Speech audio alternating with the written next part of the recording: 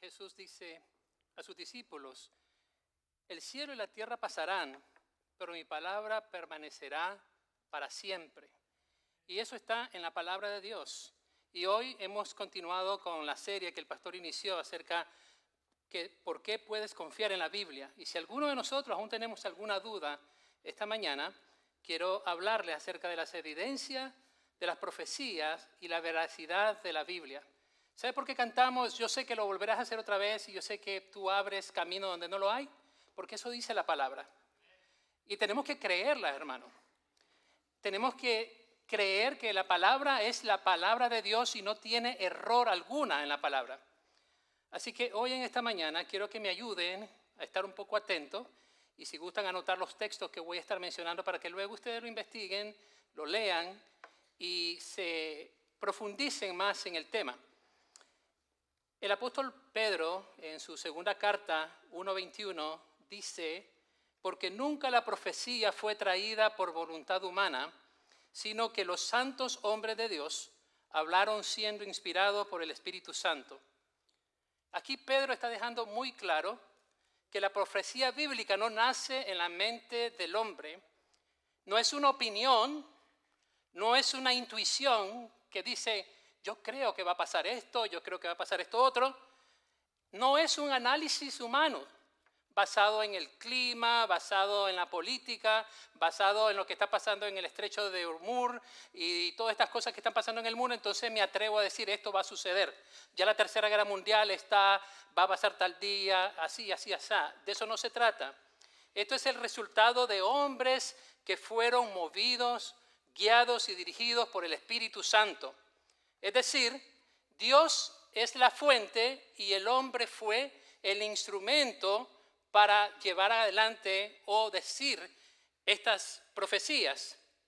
Y como ustedes saben, vivimos en la época de algoritmos, donde las empresas predicen lo que nosotros vamos a comprar. Los economistas intentan anticipar el mercado guiándose por si una compañía hizo un movimiento o no, si está el alza del petróleo está muy alto o muy bajo. Entonces los economistas pueden decir: esto va a pasar, es tiempo de comprar, es tiempo de vender, etc. Los meteorólogos también proyectan tormentas. No sé si ustedes se han dado cuenta, por ejemplo, no sé en este año, pero el año pasado dijeron que iban a haber como 13, 14 huracanes fuertísimos y que iban a tocar tierra aquí en los Estados Unidos, lo cual creo que solamente uno ocurrió. También los analistas políticos tratan de prever quién ganará las elecciones.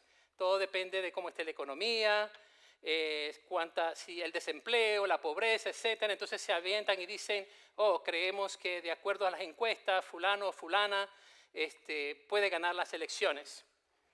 Pero todos ellos tienen algo en común. ¿Saben qué es? Fallan en sus análisis también. Ahora quiero que por un momento pensemos en esto. Es un libro antiguo, escrito por decenas de autores, en distintos lugares, en diferentes épocas, separados por siglos en muchos casos, y todos dicen lo mismo. Ahora, imaginen algo más inquietante. Este libro no solamente habla del pasado, sino que también habla del futuro. Y no de forma vaga, sino con precisión quirúrgica. Y eso es lo que vamos a ver esta mañana. Le voy a mostrar unas cuantas profecías y su cumplimiento. Y lo más impactante no es lo que dice, sino es que se cumple. Porque cualquiera, y ustedes lo han visto, incluyendo Nostradamus, él ha hecho muchas profecías. Y quiero decir algo aquí con respecto a Nostradamus. Por ejemplo, si ustedes están familiarizados, si ustedes leen sus profecías, están hechas en cuarteto, tipo poesía, medio oscura, y dice: en algún momento, en un lugar, pasará esto, se levantará un rey, dirán esto, y con cosas así que uno tiene que interpretarlas. Y si ustedes han dado cuenta, ya que pasó el evento, alguien sale y dice: oh, esto lo dijo Nostradamus cuando dijo tal y tal cosa. La Biblia no es así. Las profecías bíblicas no son así. Isaías 46, 9 y 10, miren lo que dice: acordaos de las cosas pasadas desde los tiempos antiguos, porque yo soy Dios y no hay otro Dios y nada hay semejante a mí. Y aquí viene lo importante. Dice que anuncio lo por venir desde el principio y desde la antigüedad lo que aún no era hecho. Que digo, mi consejo permanecerá y haré todo lo que quiero. La soberanía de Dios. Él hará todo lo que Él quiere. Aquí Dios está hablando a un pueblo que está rodeado de ídolos. Y es impresionante cómo Dios no se le presenta a su pueblo como el Dios salvador, el Dios proveedor, el Dios sanador, lo cual Él era, ¿verdad? Pero aquí en este texto, Él solamente se está presentando como el que declara el futuro. ¿Por qué razón? Como ya lo dije, porque en el mundo antiguo los dioses eran probados por su capacidad de conocer el futuro. Y Dios aquí dice, yo soy Dios porque anuncio lo que viene antes de que suceda. No lo adivina, no lo calcula, sino que dice que determina. Él dice, lo determina y luego lo revela, y cuando lo revela, se cumple. Él dice, esto va a ocurrir, esto quiero que pase. Luego se lo reveló a uno de los profetas que él escogió, y una vez revelado, el siguiente paso es cumplimiento, y eso es lo que vamos a ver ahora.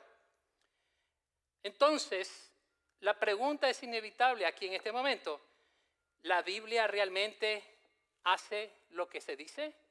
¿Realmente la Biblia es la palabra de Dios? Porque esa es la pregunta y el cuestionamiento que se hace mucha gente que no creen en la palabra, que no creen en Dios, que son científicos, que son estudiosos, y se cuestionan si realmente la Biblia es la palabra de Dios. Incluso llegan a decir que no, que estos son hechos por hombre, que en algunos casos hasta se pusieron de acuerdo, que uno le copió al otro, etcétera, etcétera, con tal de desacreditar la palabra de Dios. Así que el primer punto que les quiero traer esta mañana es: las profecías son específicas, no generales. Es decir, cuando las profecías bíblicas dicen algo, son específicas. Mencionan nombres, ciudades, etcétera. En cambio, cuando son generales, como lo hace Nostradamus, dice en algún lugar, en algún sitio, un personaje aquí, allá. Eso se aplica en cualquier parte. Una profecía, si yo la lanzo ahora, en algún momento puede que la pegue y puede que no. ¿Okay? Así que Miqueas 5:2, mire lo que dice. Pero tú, Belén Efrata, pequeña para estar entre las familias de Judá, de ti me saldrá el que será Señor en Israel. Y sus salidas son desde el principio, desde los días de la eternidad. Miqueas escribe aproximadamente, ¿sabe cuánto tiempo antes de que naciera Cristo? 700 años. 700 años antes de que viniera el nacimiento de Cristo, Miqueas da la profecía inspirada por Dios. Y Belén era un pueblo insignificante, como ustedes saben, no era nada estratégico, no era un pueblo influyente. Sin embargo, Dios señaló el lugar, un lugar específico, y no dice, por ejemplo, en la profecía, en alguna ciudad de Jerusalén o en alguna ciudad de Israel. No dice que pasará esto o aquello. Dice específicamente Belén. Y además afirma algo más profundo. Dice que el que nacerá, dice, sus salidas son desde la eternidad. O sea que no está hablando aquí de un rey o de un hombre rey que se levantará y que peleará, etcétera, etcétera. Está diciendo que es un rey eterno. Es un rey eterno que está entrando en la historia del hombre. Cuando dice, y sus salidas son desde el principio, desde los días de la eternidad. O sea que está hablando precisamente de Jesús, quien es eterno, quien es Dios mismo. Así que Mateo 2.1, mire lo que dice ahora Mateo 2.1 con respecto a esto. Dice, cuando Jesús nació, ¿en dónde? En Belén, de Judea. En días del rey Herodes, vinieron del oriente a Jerusalén unos magos. Si pueden ver, es específico. Y aquí Mateo está documentando un cumplimiento de esa profecía. ¿Se acuerdan? La profecía 700 años y hoy Mateo viene y dice, cuando Jesús nació en Belén de Judea, se está cumpliendo lo que decía la profecía. Así que no es coincidencia geográfica, es un cumplimiento profético exacto. Segunda profecía es sobre la muerte del Mesías. Salmo 22, 16 al 18. Y dice, porque perros me han rodeado, me han cercado cuadrilla de malignos, horadaron mis manos y mis pies, contar puedo todos mis huesos, entre tantos ellos me miran y me observan, repartieron entre sí mis vestidos y sobre mi ropa echaron suerte. Este salmo fue escrito por el rey David aproximadamente 1000 años antes de que Cristo fuera crucificado. Y déjeme decirle algo también importante, que la crucifixión 1000 años antes no era o no existía como método de tortura ni de muerte por los romanos, porque ese era lo que utilizaban los romanos para crucificar, pero 1000 años antes no existía esto. Sin embargo, el texto describe que perforarán sus manos y sus pies, que será expuesto públicamente, será humillado y que iban a repartir sus vestiduras. Y esto no es poesía del Salmo, no es nada emocional, es una descripción profética. Miren lo que dice Juan 19, 23 al 24. Dice, cuando los soldados hubieron crucificado a Jesús, tomaron sus vestidos y dijeron entre sí, no la partamos, sino echemos suerte sobre ella. Sí, los soldados romanos, por ejemplo, no estaban intentando cumplir una profecía, porque ellos no eran judíos, eran romanos. Ellos no conocían tampoco los salmos, no leían los salmos, como para decir, mira, vamos a hacer esto para que coincida. Así que actuaron los soldados romanos como de costumbre, pero sin saberlo, cumplieron exactamente lo que Dios les había declarado siglos antes. Otra profecía con respecto al Mesías, el propósito de la muerte del Señor Jesús en la cruz. Isaías 53:5 dice, mas Él herido fue por nuestras rebeliones, molido por nuestros pecados. El castigo de nuestra paz fue sobre Él y por su llaga fuimos nosotros curados, sanados. Amén. Dice, Isaías no solamente predice la muerte del Mesías, pero explica el significado. En la cruz hubo sustitución. Murió Él por nosotros. También hubo expiación. Él expió nuestro pecado. Nosotros merecíamos toda la condenación y Él sufrió el martirio, la culpa por nosotros. Y también hubo redención. A través del sufrimiento en la cruz, Él nos redimió. Nosotros éramos esclavos del pecado. Nosotros estábamos hundidos en nuestros pecados. Le pertenecíamos al pecado, a Satanás, pero Él nos redimió en la cruz. ¿Lo creen o no lo creen? No lo digo yo, no es mi opinión, es lo que dice la Escritura. Así que Jesús aquí no muere por sí mismo, muere por otros, por ustedes y por mí. Eso no es solamente historia, es teología revelada antes de que ocurra. Acuérdense, esto fue dado 1000 años antes de que ocurriera, aunque no existía ni siquiera esa muerte de cruz en ese entonces, en tiempo de David. Otro punto, la improbabilidad. Daniel 9:25 dice, sabe pues y entiende que desde la salida de la orden para restaurar y edificar a Jerusalén hasta el Mesías príncipe habrá 7 semanas y 72 semanas. Estas son las 79 semanas de Daniel.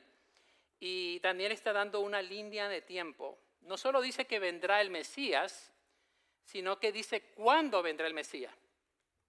Dice, el reloj profético de Dios comenzó a correr cuando el rey Artajerjes I, aproximadamente 457 años antes de Cristo, autorizó la restauración de Jerusalén. Y desde ese momento, la cuenta regresiva hacia el Mesías ya estaba en marcha. Esto conecta con el decreto histórico reales. Dios no solo controla el evento, controla también el tiempo. Y mire lo que está diciendo. Esta es una pequeña explicación matemática. Dice, una semana de Daniel es equivalente a 7 años. Y son 70 semanas. Multiplicadas 70 semanas por 7 es igual a 490 años. Así que desde el decreto para restaurar Jerusalén hasta el Mesías pasarían 490 años y para que llegara el Mesías. Y eso se cumplió completamente. Esto muestra un diseño de tiempo extremadamente preciso y no simboliza el azar. No simbólico el azar, perdón. Y quiero compartir con ustedes esto que me voló la cabeza. Peter Stoner, no sé si alguno ha escuchado de él, fue un profesor de matemática y astronomía y es conocido por su libro Science Speaks, La ciencia habla, y él se dio la tarea de calcular la probabilidad de que una sola persona cumpliera con solo 8 profecías de las más de 300 profecías que hay en el Antiguo Testamento sobre el Mesías. Y él concluyó esto, que la probabilidad para que una persona pueda cumplir solamente 8 de más de 300, fíjense, es más o menos entre 1 y 100.000 billones. Es un número súper que no lo podemos ni imaginar. Así que él lo ilustró de esta manera para ayudarnos a entender ese número. Dice, esto es más o menos como cubrir todo el estado de Texas. Imagínense, todo Texas que es gigantesco.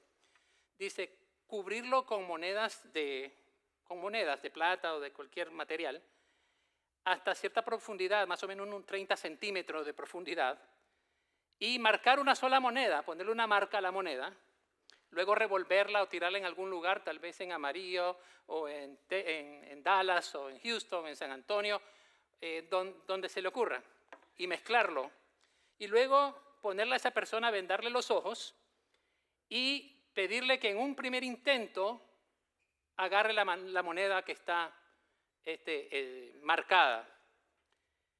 Esa probabilidad es lo que es 1 en 100.000 billones. Prácticamente imposible. Y Jesús cumplió más de 300. Y aquí solamente le estoy mencionando unas cuantitas, ni siquiera 8 creo que son. Y es fascinante si pudiéramos dedicarnos a ver las profecías y su cumplimiento. Y ahorita voy a ver al final una que pasó hace poco tiempo. Quizás algunos de ustedes ya habían nacido cuando esto ocurrió, en nuestra época. Quizás no. Pero no lo digan tampoco porque así vamos a ver su edad. Y no queremos eso. Así que Daniel aquí está diciendo que desde el decreto para restaurar Jerusalén hasta el Mesías iban a pasar 490 años. Así que esto no es una coincidencia, es soberanía de Dios. También Dios controla la historia. Y fíjense lo que dice Isaías 45:1. Dice, así dice Jehová a su ungido, a Ciro, al cual tomé yo por su mano derecha para sujetar naciones delante de él. ¿Y qué hizo Ciro a favor de Israel? Miren lo que dice la historia. Ciro hizo algo histórico y profético. Emitió un decreto de libertad en el año 538 a.C.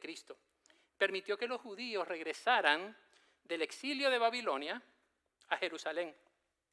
Ustedes lo pueden ver eso en el libro de Esdras, capítulo 1 en adelante. Ahí está. Pero lo más interesante de esto es que también dice que en el edicto de Ciro autorizó para la construcción del templo, dio permiso oficial para que pudieran ir sin ningún problema, devolvió los utensilios del templo que habían sido robados cuando fueron llevados cautivos y también apoyó económicamente a la reconstrucción. Todo esto hizo Dios con alguien que no creía ni siquiera en Dios, que era un pagano. Cambió el destino de una nación. Después de 70 años de cautiverio, los israelitas pudieron ir de regreso a su tierra, a Israel, y Ciro es mencionado por nombre más de un siglo antes de nacer, 100 años antes de que Ciro naciera. ya Isaías, Dios a través de Isaías dice, así dice Jehová, dice a su ungido, a Ciro, el cual tomé yo por la mano derecha. 100 años antes de que naciera Ciro, que existiera Ciro, ya Dios había hecho la profecía. Así que Ciro fue utilizado por Dios y la profecía se cumple en este momento. Dios no solamente lo nombra, pero también define el propósito de Ciro, lo que iba a hacer. Esto muestra que Dios gobierna incluso a reyes que ya no le conocen.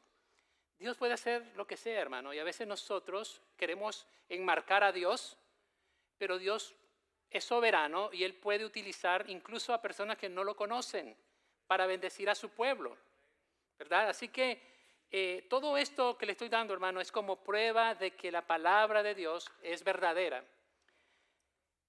Por último, Israel y la restauración, cumplimiento histórico.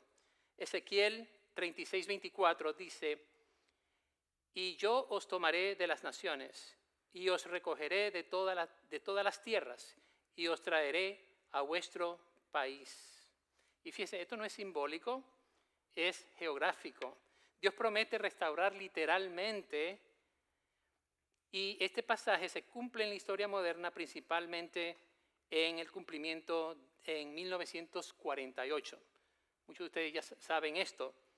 Después de la Segunda Guerra Mundial y después del Holocausto, Israel tenía 2000 años de no tener patria, estaban diseminados por todas partes del mundo.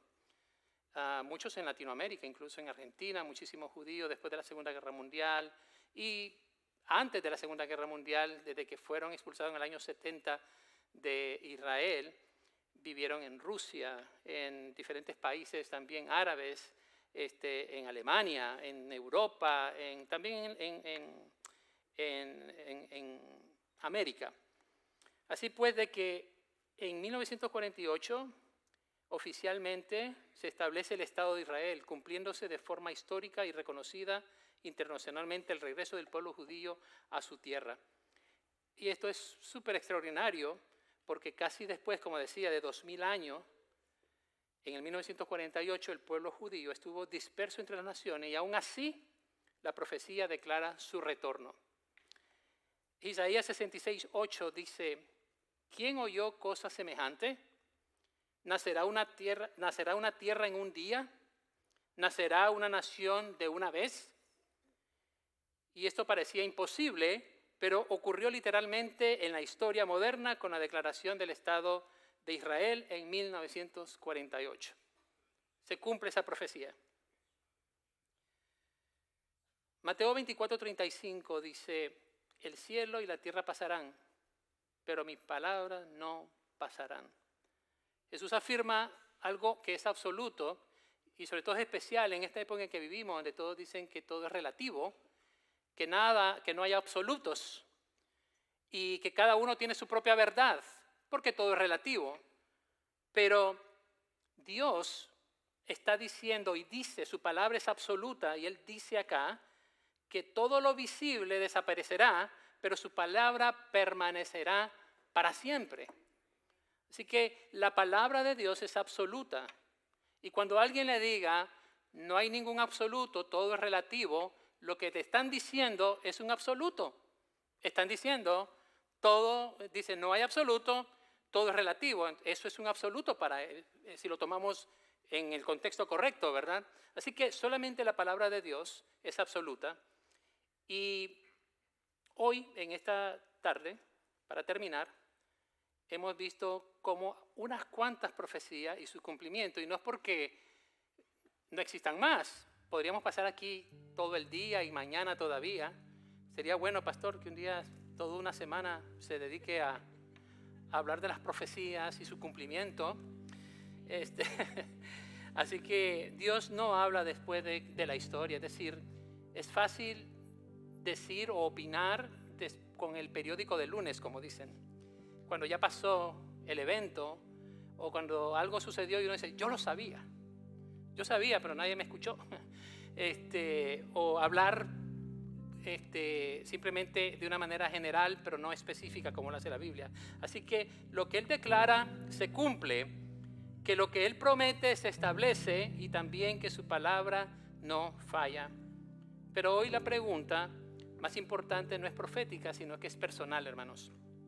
Porque estas profecías no solo demuestran que la Biblia es verdadera, demuestran que Dios está llamando a tu vida hoy. Jesús no vino solamente a cumplir profecías, vino a cumplir un propósito. ¿Y saben cuál es ese propósito? Salvarnos. Juan 3:16 dice: porque de tal manera amó Dios al mundo que ha dado a su Hijo unigénito para que todo aquel que en Él cree no se pierda, mas tenga vida eterna. Dice: para que todo aquel que en Él crea no se pierda, mas tenga vida eterna. El mismo Dios que controla la historia es el mismo Dios que hoy puede estar tocando a tu puerta o está tocando a tu puerta. Y la pregunta no es si Dios es real, la pregunta es: ¿qué vas a hacer tú? ¿Qué voy a hacer yo con todo esto? ¿Le vamos a creer a la palabra? ¿Vamos a creer que la palabra es la palabra de Dios? ¿Vamos a obedecer la palabra? Si Él ha sido fiel en todo lo que Él dijo, también es fiel en lo que promete. ¿Y sabe qué promete Él para usted y para mí? Promete perdón, promete restauración, promete vida eterna, promete salvación eterna. Hoy Jesús no te está pidiendo o te está mostrando o te quiere ofrecer una religión, te está ofreciendo vida. No te está pidiendo que mejores, te está pidiendo que le entregues tu corazón. Y si hoy reconoces que necesitas a Cristo, puedes abrir hoy tu corazón a Él. Puedes hacer una pequeña oración y si tú sientes la necesidad de hacerla, puedes seguirla.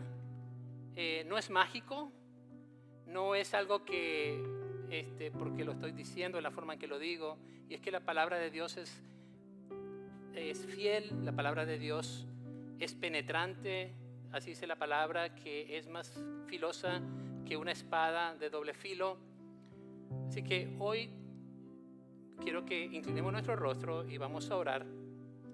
Y permite, si aún no has permitido que el Señor entre a tu corazón, de que Él te hable, que Él venga a ti y empiece ese proceso de restauración.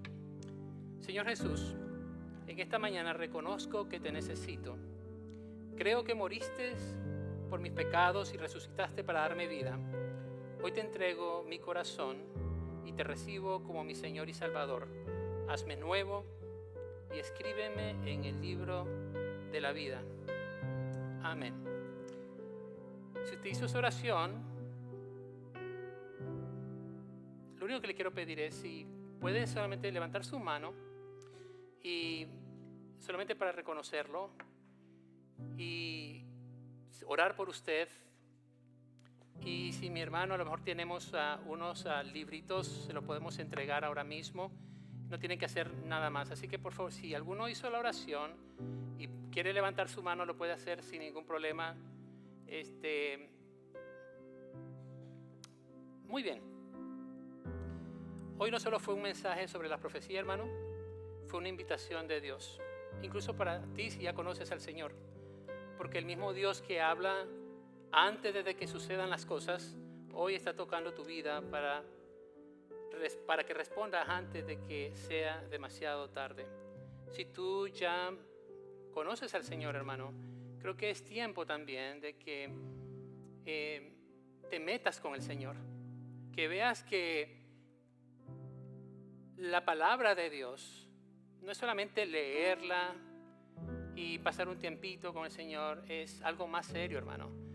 Es creerle a Dios, es obedecerle a Dios, es vivir esa vida que el Señor quiere que nosotros vivamos. Él quiere restaurarte, levantarte, no importa tu situación, no importa tus problemas, no importa qué es lo que estás pasando. El Señor es fiel, eso es lo que cantamos. Y yo sé que Él lo va a hacer otra vez y otra vez, porque sus misericordias son nuevas cada mañana. Así que hermanos, si ya conoces al Señor, Si ya tienes años, tienes meses, tienes días de conocer al Señor, te felicito. Pero es tiempo de dejar de jugar a la iglesia, es tiempo de meternos con el Señor, es tiempo de que le digamos: Señor, yo creo en tu palabra, yo creo que tu palabra es verdad, y es tiempo de ponernos a bien con el Señor. Más tarde puede ser muy tarde, y lo digo esto porque hoy estamos aquí, mañana no estamos. Hoy estamos saludables, mañana no lo estaremos. Pero hermano, es tiempo de buscar al Señor. Es tiempo de creerle a la Biblia como la palabra de Dios absoluta. Oramos y viene el pastor enseguida. Señor, te doy gracias por este momento que me has permitido compartir con mis hermanos. Te doy gracias, Señor, por cada vida. Te doy gracias por las profecías, Señor, cumplidas y las que están por cumplirse, Señor. Gracias, Señor, porque tú eres fiel y porque tu palabra no pasará. Todo pasará, pero tu palabra permanecerá para siempre. En el nombre de Cristo Jesús. Amén. Gracias, Eduardo. Dios te bendiga, hermano. Gracias. Sí, gloria a Dios. Espero que nos vayamos mucho más confiados de la autoridad de la palabra de Dios y su veracidad.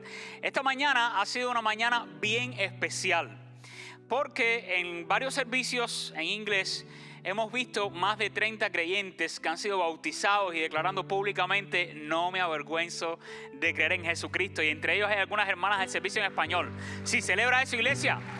Más de 30 bautismos esta mañana, para la gloria de Dios. Ese es Dios trabajando en las vidas. Hemos estado predicando el Evangelio. En la semana de resurrección vimos decenas de personas recibir a Cristo. Ese día incluso tuvimos bautismos en el servicio de español. Y Dios ha estado trabajando y ha estado moviendo a más personas a testificar públicamente. Las 5 hermanas que se bautizaron en español están aquí. ¿Quieren ponerse de pie, por favor? Nelly, todas las que se bautizaron esta mañana. Un aplauso para ellas. Ahí están, allá atrás. Felicidades. ¿Dónde está Talía? Quizás está cambiando. Felicidades. Dios les bendiga. Estamos orgullosos de ustedes. Y si tú todavía no has tomado el paso del bautismo, hay mesas donde hay equipos listos para conversar contigo, responder cualquier pregunta que tengas. Próximo domingo, ¿qué se celebra? Oh, Día de las Madres. Así que, hombres, a buscar temprano los regalos. No va a decir que vayamos a las tiendas y ya que no quede nada. Vamos a tener un servicio bien especial, un regalito para cada mamá. Y vamos a estar compartiendo un mensaje de mucho ánimo. Así que venga, vamos a interrumpir un poquito esta serie y vamos a brindar un mensaje de ánimo, de edificación para todos los que asistan. Las mamás, pídanle a sus hijos, nietos, esposos que vengan, y los demás, si tienen mamás que no son creyentes o mujeres que no son creyentes, tráiganla para que escuchen la palabra de Dios. Nos ponemos en pie. Si usted nos ha visitado por primera vez, por favor, acérquese a alguna de las mesas de visitantes.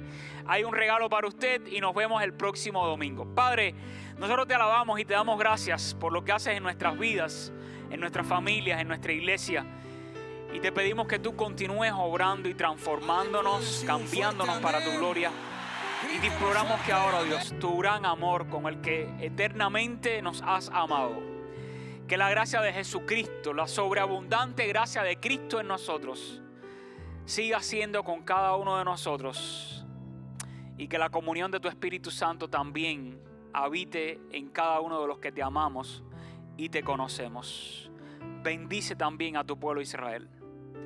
En el nombre de Jesucristo, tu Hijo, oramos y te damos toda la honra y la gloria a ti por toda la eternidad. Y el pueblo de Dios dice: amén y amén. Dios te bendiga, iglesia. Nos vemos el próximo domingo.